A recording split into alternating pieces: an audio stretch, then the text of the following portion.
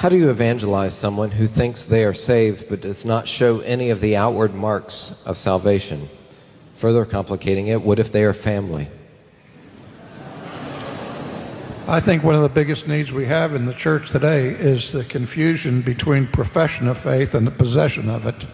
I preach about this almost every Sunday to ad nauseum, that our people get tired of it, because in order to become a Christian, a member of the church, at least in our church, you have to make a profession of faith. And this is what John started his ministry there in 1969 when he preached on Matthew 7. These were the very people that came there and saying, Lord, Lord, didn't we do this? Didn't we do that? And he said, please leave. I never knew you. And again, no one has ever been justified simply by a profession of faith. We're all called to make professions of faith. But Jesus warned that the people can honor him with their lips, but their hearts are far from them.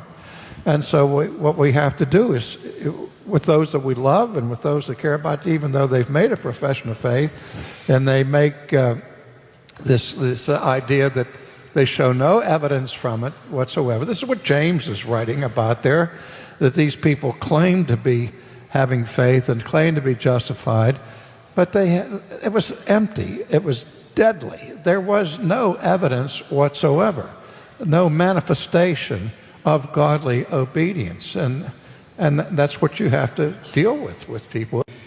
The only legitimate evidence of real salvation is a transformed life. That's it.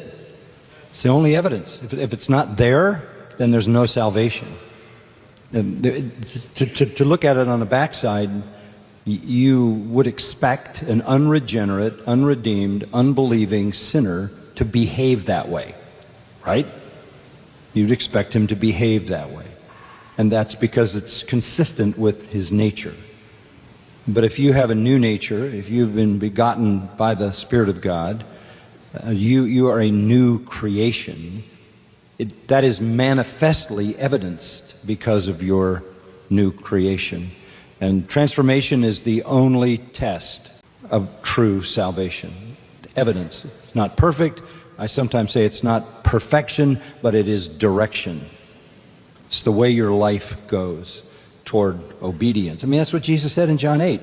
Whoever continues in my word is my true disciple, my mathetes alethos, the real thing. If you continue in my word, continue in it and living it and believing it and applying it, that's the evidence. If that's not there, then whatever moment you had, whatever prayer you prayed, whatever event you went to is meaningless in terms of salvation.